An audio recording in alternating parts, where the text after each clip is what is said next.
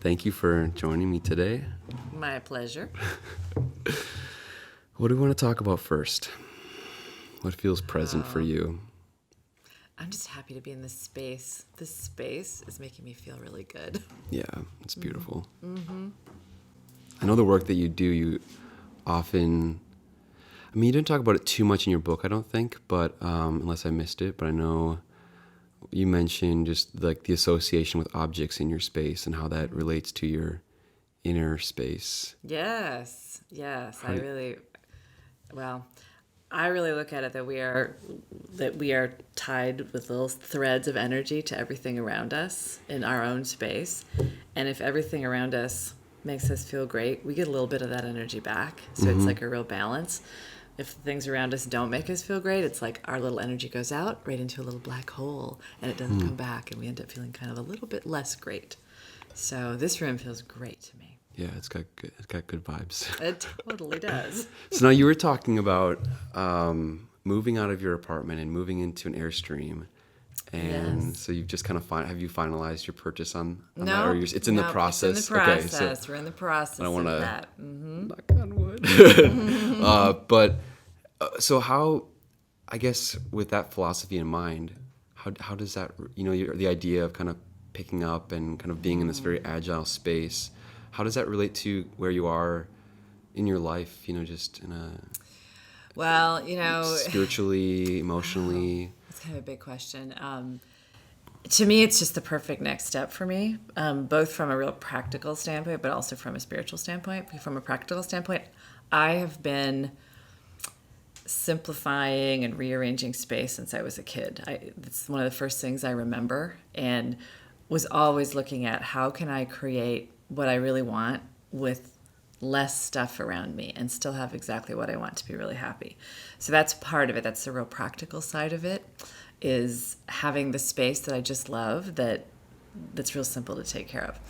So that's part of it. And part of it's the freedom and the flexibility. And then from the spiritual side, this has been a very guided decision. And I've followed it every step along the way. I first thought about this years ago, and it just didn't feel like the time. And now all of a sudden everything just came together and it felt like the time. And so I said, all right. And then everything's been falling into place. So to me, it's just one next step of following whatever I feel guided to do.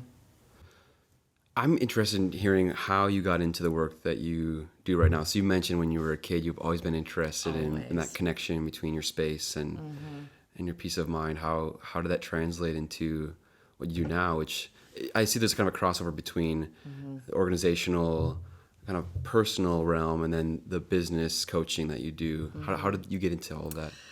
It's been a journey, because it's not something where there was a path that I followed. It was me having a path unfold in front of me, and I just kept saying yes to it. So it was made up along the way. I mean, every step of it's been made up. Ever since I was a kid, I have been very affected by rooms and space and stuff. And I honestly thought everybody was. I thought everybody felt it. I thought everybody was fascinated by it, like I was. I would spend my weekends rearranging things, or rearranging in my closet, or rearranging every room in the house, which drove my sister crazy, right? But I just loved it, because I could tell, like, okay, if I move this around here, I feel different. I feel different in the room. I feel differently. Or I can be more present once I've rearranged things, because I'm not used to seeing things a certain way. So that was how it was when I was a kid. But when I started to look at this feeling that just didn't go away, that I kept wanting to talk about it and I kept wanting to help other people with it, I initially thought it was crazy. I really did. I was like, I guess everybody doesn't care about this the same way I do, so why would I share it? Why would I work with people on this? But the more that I started talking about it with people and started coaching people on it, I realized that a lot of people have a lot to say about it. And a lot of people, so what I started doing with people from a coaching standpoint was helping them let go of things, which is one of my favorite things to help people do. Like whether it's letting go of clutter or letting go of obligations that they don't want to do anymore. So any of the letting go stuff, to me, feels... I always feel like there's a breakthrough waiting to happen for somebody, because if there's something to let go, and they're not letting it go, to me, that's a spiritual thing. They're not letting go of something because of a fear of some kind. If I let this go, something bad will happen. If I let it go, I'll have wasted money on it, or it will mean I've made a mistake, or it will mean there's something wrong with me. So to me, that it's really much more than just stuff or space. It's how are people trusting when they love something and when they don't, or when they feel guided to do something or not. Because we're so run by, I think, we've talked about this before, we're so run by the things that we learned growing up and how we're supposed to be. And my work is practical, but it's also about creating your own like way to be in the world that really works for you. So that was as a you, big answer. no, that's great. No, that's really great. That's a great setup, kind of for who you are and what you do. Yeah. How did you? I know for myself, kind of understanding my own sensitivity and my relation to spirituality and the world and all of that. It came through a lot of trauma and a lot of anxiety and just a lot of suffering. To have an understanding of how I wanted to operate in the world. Yeah. And I feel like only recently, maybe in the past few years, it's kind of turned from being this kind of figuring out how to cope to realizing that it's actually a gift to have the sensitivity. So when you were growing up and kind of realizing your sensitivity to the world around you, whether it was objects or energy or whatever, was it something that you felt was a hindrance at the time, or did you always notice that it was a gift? Well, I think I thought it was an irritant to people around me. First I thought everybody must feel it. Mm-hmm. So I didn't really get that it was anything unusual. And then I thought that there was something wrong with me because I had this sensitivity to stuff. And thought that there was something wrong with me for being so fascinated by it, because I'm so fascinated by it and I'm endlessly fascinated by it. And I thought that was wrong too. And so I sort of absorbed everything I saw around me and was a very, very type A, I think I still am, type A personality, very driven, very, let's put together my list and my plan and my goals and boom, boom, boom, we're going to hit them. But I was very disconnected for a while with my own, what was really true to me, because of the fact that I had thought there was something wrong with me. So I'm like, all right, if that's not the way to do it, I'm going to do it the way society seems to think that I should do it. Mm-hmm. And I'm going to like fit in. And I was good at that. Yeah. And then I woke up one day, married in a huge house, realizing none of this is a fit for me. My whole life is not a fit for me, everything in it. So I had to basically let go of everything, strip down to the bare bones again, and rebuild based on what mattered to me. So yeah, it's not been a smooth sailing, easy, always following everything that I felt. I had to go back and relearn it. Mm-hmm. As an adult. I love what you talked about in your book. I'm probably going to mess up some of these different, the way that you word them, I guess, in your book. But one of the principles in the book that you talk about is just forging your own path. Yes. And being able to realize, and I know that what you talk about in your book is really geared toward professionals, but I think it relates to anyone, really. It just depends on how you want to look at it. But you talk about the importance of forging your own path and not getting distracted by what the experts say or what the teachings say, and to trust your own internal instincts that is correct for you. How did you, you gave kind of a general understanding of answer on that, but I would like to hear some more specifics on... Around the business side of that? Yeah. On the business side, where did you feel you were hitting blocks in your own professional career where you felt you weren't listening to yourself? Well, when I decided to become a coach and have a business, it was a shock to my system, because I was really good at following a job or being really good at school. I was really good at those things, and I knew how to succeed, all of that. When I started out in my own business, I was floored by how much I didn't know and how I didn't even know how to be successful. So I started reaching out and following a lot of different business advisors. I read a ton of books, thousands of business books. I hired a lot of different business experts and spent a lot of time and money trying out lots of different things to see what would work for me. And it took a very long time for me to start sorting out what was my way of doing things versus following all those things that the expert said you had to do. Because that's what a lot of people, that's why the book is written for entrepreneurs, because entrepreneurs are inundated with, to be successful as a business owner, you must do X, you must blog, or you must network, or there's all these musts. There's all kinds of fear around, if I don't do it this way, then my business won't succeed. And for me, I found that my business started really succeeding when I set aside all the things that I had been taught and started to access how do I want to do it. And I could still use pieces of things that I had learned, but not to just follow what everybody else said, because a lot of things that everybody else said didn't work for me. Yeah. And so it was a real struggle, because part of me was thinking, yeah, but I really want this. I want to do this business right. I want to follow what people say. If these people are teaching something, they must know what they're talking about. And it took me a long time to realize, yeah, they totally know what they're talking about, but they know what they're talking about for them. And it may or may not fit for anybody else. And does that relate to kind of how you define success for yourself? Like, what does that, what does success mean to you?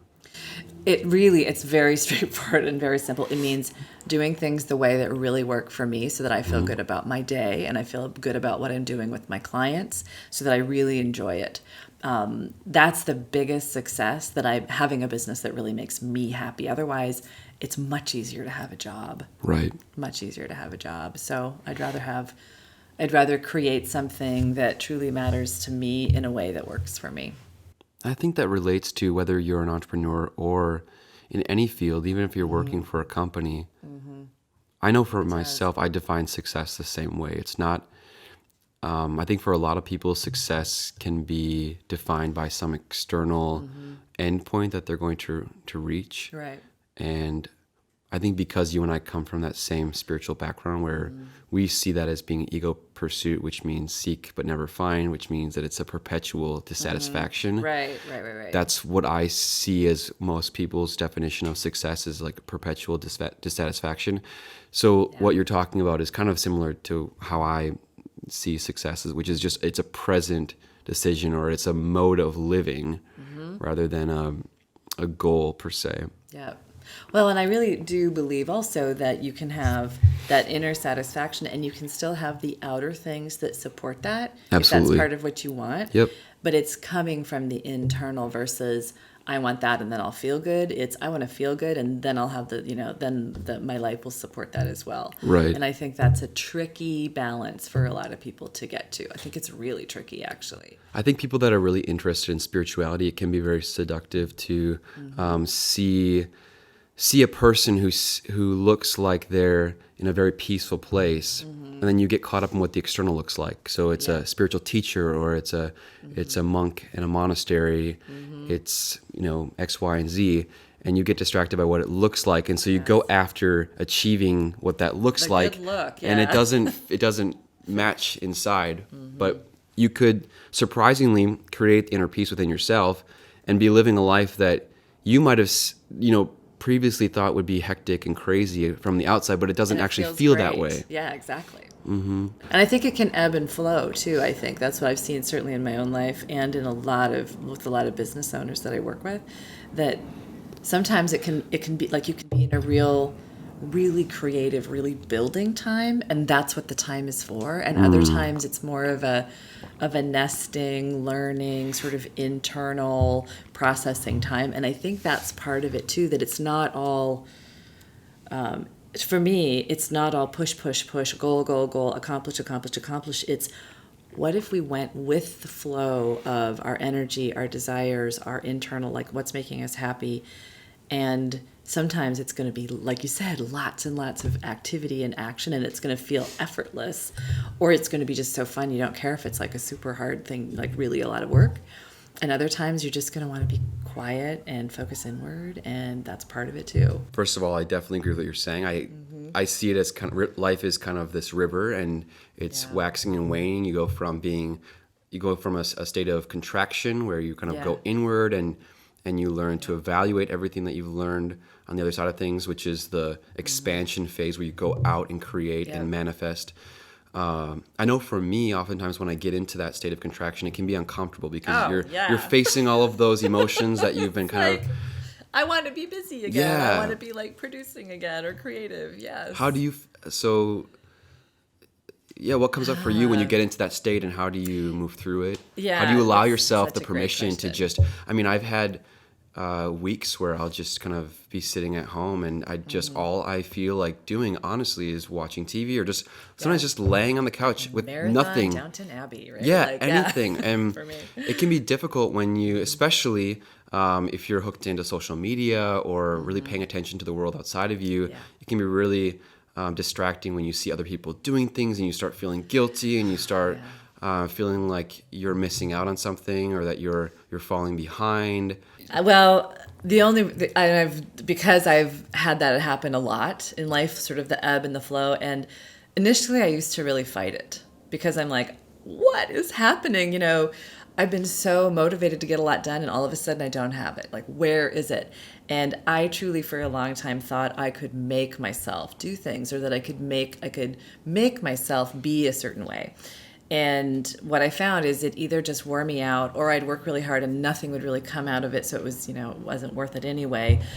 So I did all that. I did all that like hard way to do it. And now I try, and most I'm pretty successful at it, to just let myself be there, without, because this is, I think, the trick, without too much like, why is this happening and what's going on with me and am I upset about something, without too much trying to figure it out. Because to me, that will get me in a pit of, all right, let's figure out what's actually happening and make myself get out of it. And if I can just say, oh, the energy's not here today, what do I feel like doing? And it might be watching movies, or it might be hanging out with the dogs different, if I can do that and just let that be, even though my mind is usually going crazy about it. It's like, you should be busy, or you should be doing something.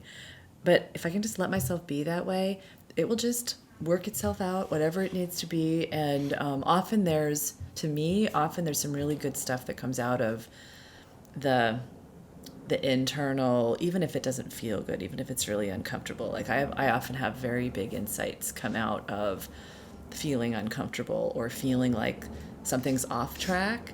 So I really try to just let myself be there without trying too hard to do anything differently. And I was having a conversation with a friend very recently, and I was saying, because I'm at the point where I can watch myself being there. I can watch it. But I always thought that being able to watch yourself going through something meant that you were not feeling it. But the truth is, I can watch it, but I'm still feeling all of it at the same time. So I can feel stressed or angst or whatever at the same time. Does that make sense? Yeah, and the funny thing about it, the paradox, what the world would normally say is that, that's a really tough time where you're suffering. But the truth is, when you're actually, for me, I'll just say that when I'm experiencing those emotions, there's a deep peace underneath all of it. When you can just watch it without judging it or without needing to change it, even if you're, going through depression or grief with it, it's actually quite peaceful, and it feels very right. It feels like you're in the very natural flow of the universe. And it will. And I guess the thing that I always, when I'm in that, is just to know that it is going to. It's just like weather. It is going to move on at some point. I love that analogy, weather. It is. It's It's like perfect. you can just kind of watch it. And it's like, okay, here's what's kind of going on internally, but it'll pass. I went through a recent period just with one Michael. We weren't really inspired for a while and to do anything. And I felt like we were forcing the next steps too much. The intention behind it was really getting confused. And so I had to step back and kind of just do nothing for a while. And it was difficult because I felt I had an obligation to people that were waiting for these videos. I felt I had an obligation to Michael, that I was, not progressing things fast enough for him in the way that he wanted this to develop. I thought I had all these obligations that I was missing out on. And I thought I was letting myself down too through all of it. And it was a little bit difficult to just kind of sit and do nothing. And a lot of the time that I was doing nothing was journaling and processing those thoughts that were coming up around all of that. And the obligations that I had created around something that originally started from such a place of true inspiration, and how it kind of turned into something that it wasn't intended to be in the first place. And so the grieving process or the processing, the uncomfortable emotions that came out of it were just me letting go of these self-concepts that I was kind of propping up through this One Michael platform, the ideas of what I thought I wanted to mean to the world and these values that I thought I wanted to have to the world, but realizing that really I can come from a place of more peace and I think more usefulness to myself and others when I can just drop those things that I thought were valuable, but actually were blocks. Yeah. I love what you just talked about too, because I think it's so easy to have an inspiration for something and to feel it effortlessly going forward. And then without realizing it, like ego hijacks it and says, all right, we have this to do now. And we have to make it into something. And then it's changed. And it can happen like that. And how do we know that it's changed? I mean, does it feel different to you? It does to me. To me, it totally feels different. But I don't always recognize it until I've been in it a little while. Right. Like even with this, I have a very recent thing that just exactly what you're talking about. It's with me deciding to live on the road for a year, which I've wanted to do for a very long time.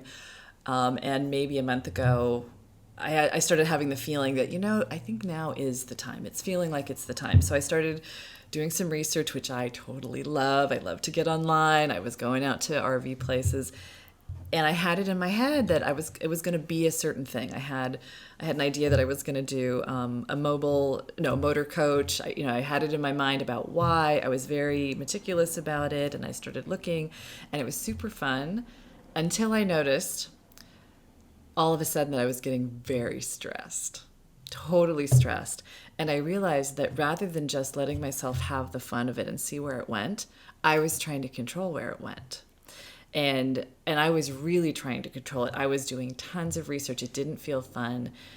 It was kind of exhausting. And I didn't notice it until a couple of days. I'd sort of, maybe a day and a half. And I went, oh, wait a minute.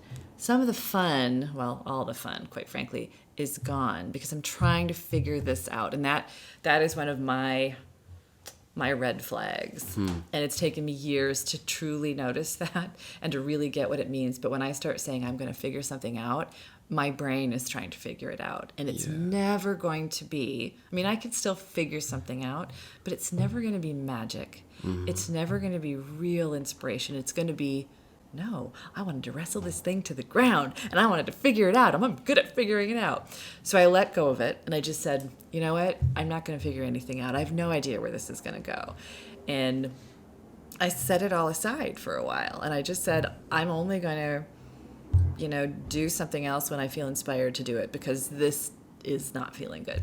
So a few days went by and all of a sudden I just felt like, oh, I'm just gonna go check out a few more places and I'm gonna go see a few more things. And it felt easy, so I'm like, all right, it feels easy, feels fun, I'm gonna go do it. And all the things that my brain had decided were super important to do, I'm not doing. I ended up choosing something that was the exact opposite of everything that my brain thought was super important. But I can tell you, when I finally found the thing that I'm doing, I walked in and I just went, my whole heart went, I'm in love. I'm so in love. I felt it down to my toes, and my brain was like, but this isn't what we planned. And I just said, okay, but I love this instead. Why? Oh, do we need to take a break for a second? This camera's getting blown out because the sun. Oh, yeah. Oh, gonna flare. Yeah. Do we need to I put wondered something about up there? Or? Probably. Crap. Okay. That was a great answer, by the way. Luckily, we got all your thing. Good. Let me just check my mics. And we're back after commercial break. Yes, Let's talk about fear of missing out. I think that's such a delicious subject. Mm-hmm. I kept rereading that chapter in your book because it's something that it's related to what we were talking about before, kind of when you get in that slump or there's a feeling of like nothing's really happening and there's just sometimes a tremendous amount of anxiety that you should be doing something else. You're missing out on building your career or you're missing out on relationships, etc. How did it manifest in your life? Fear of missing out is actually something that I learned pretty early on not to get too caught up in.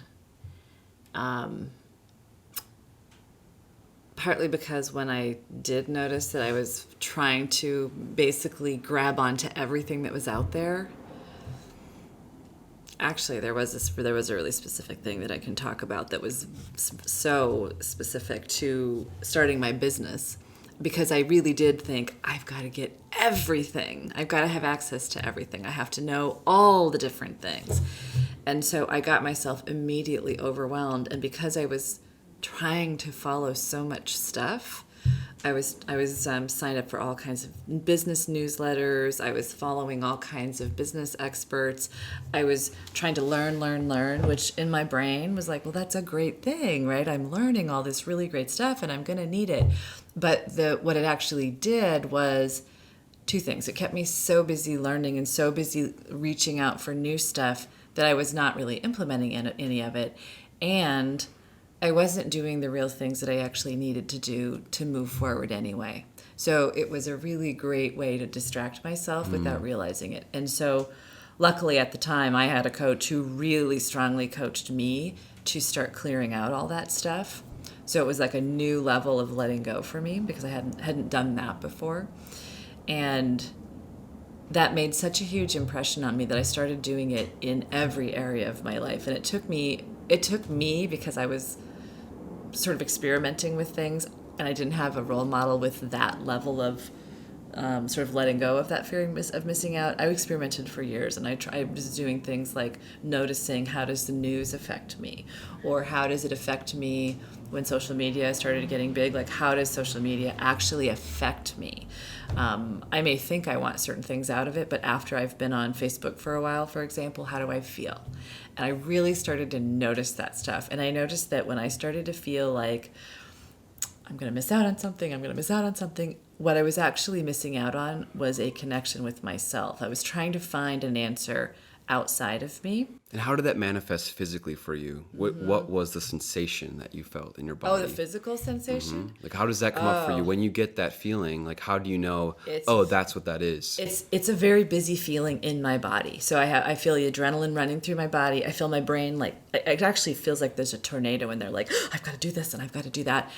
It feels so crazy inside that if I ever notice that, it's like, ooh, that's a huge thing for me to be aware of. And it's very rare that I ever feel that anymore. But when I do, I can immediately recognize what it is, because it really is. It's a searching for something outside of me. Kind of like you said, if somebody's, or if I'm, or if anybody is going through sort of a quieter period, it's so uncomfortable to go through that quieter period that it's very easy to say, there must be something out there that will, and we don't consciously think this necessarily, but we're like, if I go out there and look for something, then maybe this will go away. Right. Maybe I'll find the missing gem that I'm searching for out there, and I'll feel better. The answer will be out there. And we hope that it is, even though, again, we're not really consciously thinking this, but we don't want to feel this uncomfortable feeling. And so it's really easy to go out there and look for the answer. And I think there's also a more, benign side of the fear of missing out. There's so many cool things for us to do. I mean, there are so many cool things for us to do and to learn and to experience. The problem, to me, comes in when we actually believe that, number one, we should be able to go after everything that we think we could ever want, and that we actually have the energy and the time to do it.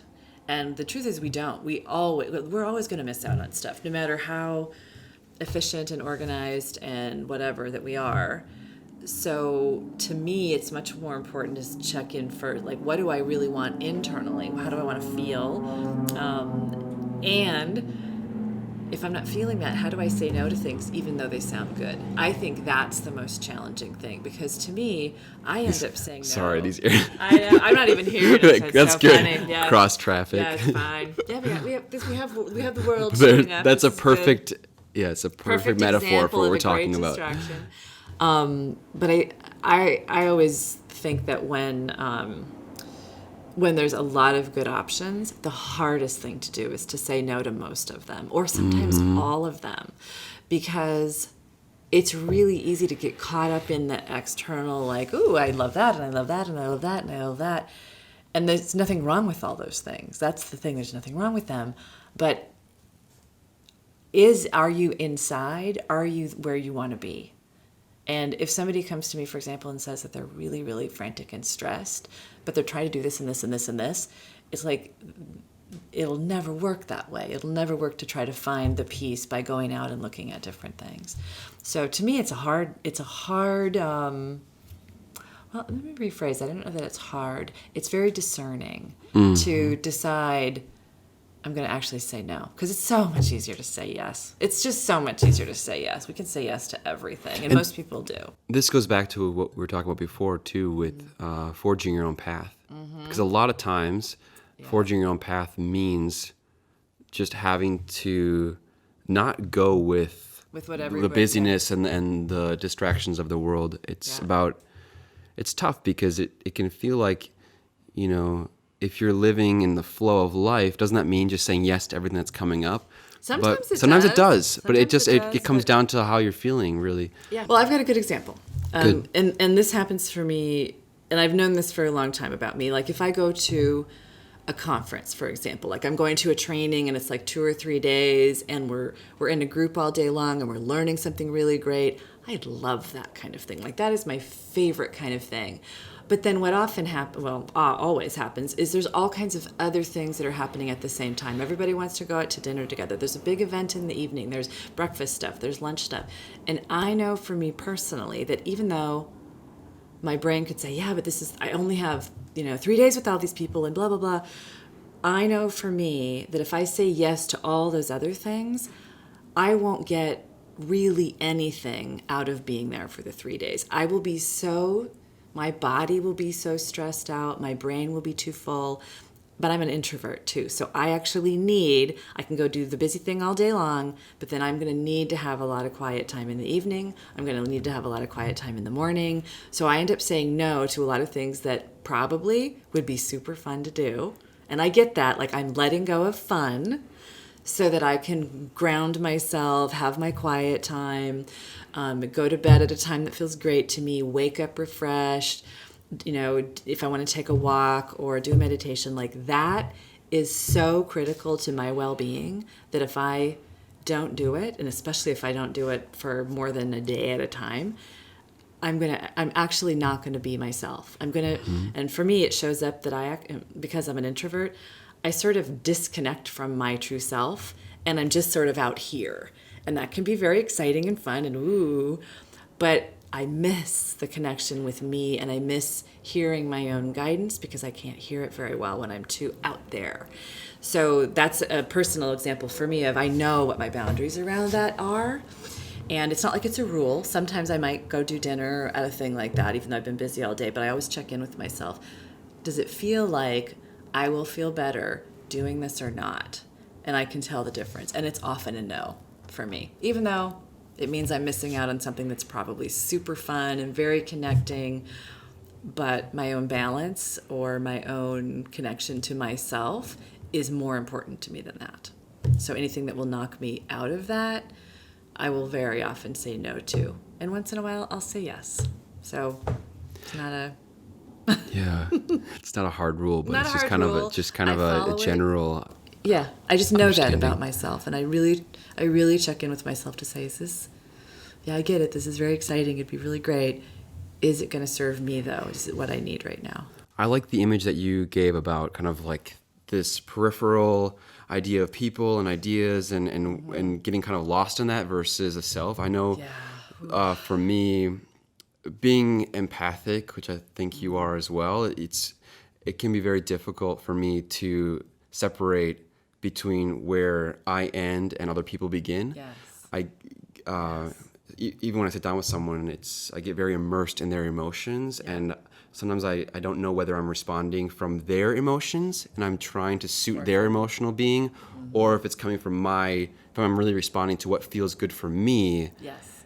Which ultimately will be best for them too, because I'm not getting caught up in their emotions. Mm-hmm. So that analogy on a grand scale for me is I really enjoy social media. I really enjoy being around other people, but it's the same thing that if I'm on Facebook for too long, if it goes from you know, I might have an intention to go on Facebook and I send a message or something, and it's great. It feels like I needed to make a connection with someone, or I felt inspired to share something. The difference is when I get caught in, for example, looking at like the whole news feed, and I get caught up in articles. I actually Who's doing what? And I actually though feel my mind getting completely like fogged over, where I start thinking other people's thoughts.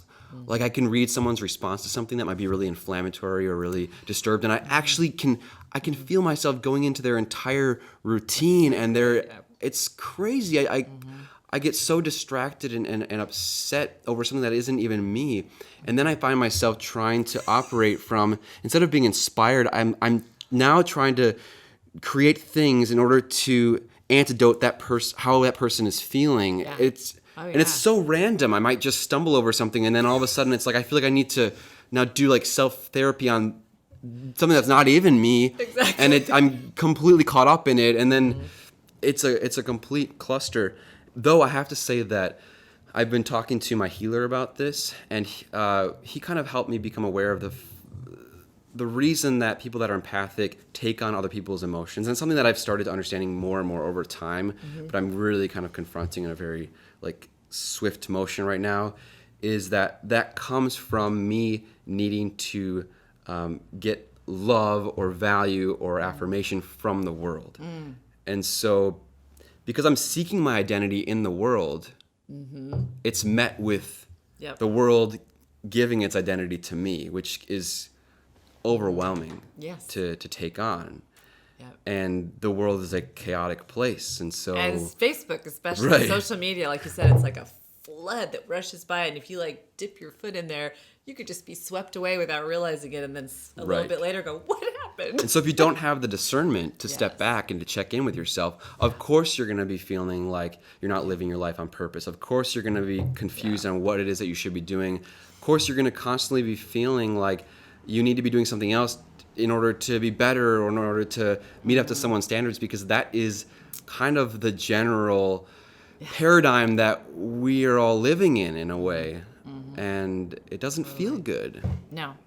And I think that's where we get into that discernment again. Use it when it feels good, and then notice, okay, did I get sucked into something without realizing it, or is my energy, like, did it get pulled into something that I was like completely innocent, and boom, I'm sucked into something that I'm not even interested in being sucked into. I think it's so easy to have happen, and we have so much access to it now. It's everywhere, and I think for me it's kind of a game. You know, how do I operate in a world like this that's only going to get crazier? You know, it's only going to get busier. We're only going to have faster, more information, more opportunities. Like, we're going to have more to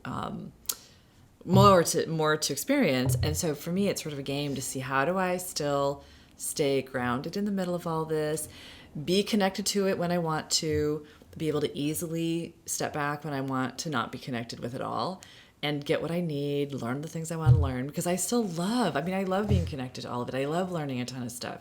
So because for a while I thought, well, maybe the answer is to like quietly go off and do nothing. But truthfully, I don't want that. I like being involved with a lot of things that interest me, but I've learned how to say no to a lot. And that's what's, I think, been the biggest benefit, because it says yes to me. It says yes to, how do I want my day to go? And that is always more important to me than any of the peripheral, like, what's the world doing? Like, it's totally selfish. How do I want my day to go? How do I want me to feel in my own day? And how do I want to move through my day? And at the end of the day, how do I want to feel? I love the idea of selfishness and how we as a culture ascribe such a negative connotation to that. I love selfishness. I think it's super healthy. I think it's the most healthy thing. Yeah. When you're actually it's operating from full truth. responsibility for what you truly need to be your very best. That's how I look at it. Right. You're taking full responsibility, like, this is what I need for me to be my best. Because when I'm my best, everybody benefits. Exactly. That's how I see it. I mean, when you're truly in love with yourself and your way of being, it ripples out to everyone around you in the most positive way possible. It's the most uplifting thing that you can do. And then when you give, it's from the place of extra. Right. You have plenty, so you're able to give. It's not from you're not suffering or depriving yourself. And I think that's such a better place to come from. Is that I think when you give with resentment or obligation, then you fuel that idea in the world, and then it affects relationships. It affects everything. Yeah. So it's so much more fun to say, I know what I need to be my best self. I'm going to make sure I get it. And then when I'm giving, when I'm working, whether I'm working with clients or hanging out with friends, they're getting the very best me. They're getting the me that's present. They're getting the me that's not overwhelmed. They're getting the me that really wants to be there. I mean, I think that's a big, huge gift. I think so too. We're good to keep going, I think. Yeah, okay. It was funny, all of a sudden it was like lull. Like we both sort of ran out of like... I know. That was great, because that happens. Great. Yeah. Are you getting stuff you want? Yeah, this is great. Okay, cool. It just feels good. That's all I care about. Cool. Yeah, it's good to me too. I don't really know what exactly we talked about, but usually if it feels good, and I walk away having no idea what we talked about, but then in editing, it's like, these are really neat tidbits. That's usually good. Good, yeah, because I'm not like, I don't really... We're just kind of flowing with it. It's just, to me, it's just fun stuff to talk about. Exactly. I love this stuff. That's all I want, yeah. Yeah, this stuff is... Yeah, like, where do I want to go? Oh, so your book is really geared mostly toward women entrepreneurs. Is that just because those were the people that you were mostly around, or is it a need that you really felt needed to be Yes, met? to both of those. And the main reason that I wrote it very specifically for a specific type of person was that I wanted it to go deep enough so that that person would really understand it. And it definitely applies to other people as well. That's what I've had. A lot of people have said, I read it. I'm not a women entrepreneur, but I totally get it. I totally need it. I'm giving it to my brother-in-law. So it's not meant to be read by other people. But the reason that I focused on women entrepreneurs for the book is that, first of all, I work with women entrepreneurs. And I see that in the women that I work with, they're really struggling with this stuff. They're struggling with the to-do list that never seems to end. They're struggling with always feeling like they're behind, or that they get up in the morning and they're like, my email inbox is just flooded, and I've got to deal with all of that, and I don't even know how, and I don't even want to go into my office because all of it is me having to make tons and tons of decisions, and I don't know how to make the right ones, and everything seems huge and big, but I want to focus on my business. I want to do the thing that I'm here to do. And so for me, to see women who are super smart, super talented, have something really important that they want to do, and then be distracted by all these other things, that to me is the piece. And I know that I can help them with that. I know I can say, I know you're feeling completely overwhelmed right now. I can help you with that, and I can help you so that you can move through your day and focus on the things that really matter, so you can go and do your work. And it's kind of like what we were just talking about when they are able to be their very best self, because they're not split and fractured into 50,000 directions, which is how most women entrepreneurs feel a lot of the time. When they're able to be focused and clear and present, and they know that they've got the most important things handled, they can actually be amazing in the world. And that's my real goal, is that people that, and for anyone else as well, I feel the same way about it. I just wrote it for that particular kind of person because that's the person that I work with, and I want her to be able to get out and do her work. I want her to be able to go and help her clients and make the difference that she knows she's here to make, and not be distracted year after year, because a lot of my clients, when I talked to them, they said, I've been struggling with this for years, and it's been holding my business back for years. So that's the reason. What keeps coming to mind for me is how this feminine energy seems to kind of be coming to fruition in the world, and being able to accept its magnificent power rather than seeing it as a weakness.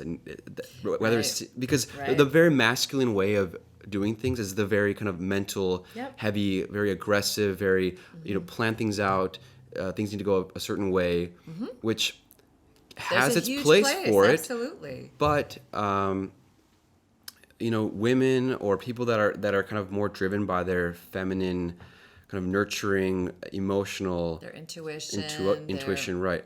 A lot of men are driven that way as well, and I think in a healthy person, there's an equal balance of both. Totally. And so I think to me, that's what your book represents, is fusing kind of this feminine, intuitive energy with a masculine world and being able to operate within it in a way where you realize that the gift really comes from embracing that feminine self, Yes. rather than feeling like you need to change yourself in order to operate in a masculine world. It's such a great way of saying that. And when you were saying that, the other piece of it that I think is so important is that when a woman is overwhelmed, she really doesn't have access even to her intuition. She can't hear it because the overwhelm is it's like the fog in the brain, and the brain is thinking. And when she's got a lot of like things on her list to do, she's more focused on check. What do I have to do? What do I have to do? And when we can start clearing some of that out, she has access to her intuition again. And then from her intuition, she might take very similar looking actions, like you said, like she's still going to take actions. But there's something that happens when a woman, and men too, when we get in flow, that things happen easier. We find ways of doing things that we would never expect, that our brain would never plan. And so for me, helping people I just call it like clearing out the overwhelm, clearing out the clouds that are there. It helps us access the part of us that always knows the best answer for us, the shortest way to get something done without like pressure to have it be short, but it's just like, oh, maybe I could just do that. I can tell you how many times I'll be talking to a client and she'll be talking about something and she'll be really stressed and there's no answer. And then we'll do some things to clear out all the overwhelm. And all of a sudden she'll say, oh, I could maybe do that. And it's that simple and it's that clear. And then it's like, and she knows it. And she says, oh, I can take that action and this will happen. And then, I mean, the best way I can say it is like magic starts happening. She may still be doing actions, but it's so completely different than when she's struggling and pushing from her head and from her massive to-do list and being overwhelmed. Like people can get something done being overwhelmed, but it's never going to be the real magical, intuitive thing that she's here to do. It's going to be something forced. It's going to fall far short of something that will feed her soul and help her clients in the way that she wants to. And that's the deeper work that I'm here to do. On the surface, it's let's help you not be going crazy from your to-do list and your email. But the deeper thing is helping women follow what they're really here to do. And that part, when they get to there, that part's easy. It's clearing out the cloudy stuff. Mm-hmm. But when they can access their own stuff, like, it's brilliant. The brilliance and the magic and the steps just fall into place. That's what I love. So beautiful. Mm-hmm. I kept getting these images when you were talking about, I'm not sure if I can make sense of this, but I kept getting these images about like people working with, like how our whole world has kind of shifted from, or especially in our modern society, shifted away from kind of working with things. Right. And how producing things. And and how I don't know, I don't know if I can describe this, but there's kind of like a feminine masculine balance that happens when you are working with a physical object, because the physical object kind of represents the feminine earthiness, and then the intellect comes in order to like in order to kind of move it or carve it or mold it into something different. That's kind of like the fusion of masculine and feminine. And I think that maybe some of the suffering that we face as a society is that we've shifted away from such a dense physical way of operating, and we're operating with ideas and communication and the internet. It's a very non-three-dimensional dense world, and what now is the raw what is the raw source of fuel? And I think it is that feminine intuition, really. That is our raw source of creation. And when you are able to wait for those raw materials to arrive. Then you use the intellect in order to craft it into something, and it comes from such a place of ease. Yes. Versus if you're trying to figure something out or out. create from not when you don't have the raw materials, that's when it feels Yeah, it feels hard. hard. It is hard because you're just literally trying to make something happen. And the other piece of it that is super important, I think, for people to really get, and this took me a while to get to, is that real intuition, that real creative spark. It needs space and breathing room to show up. It's not like you can on demand say, okay, 10 o'clock this morning, show up, right? It needs a lot of space and breathing room. It's going to quietly come in when it's ready, which brings up the frustration. Like you said, if you're waiting and you're like, come on, I need some inspiration right now.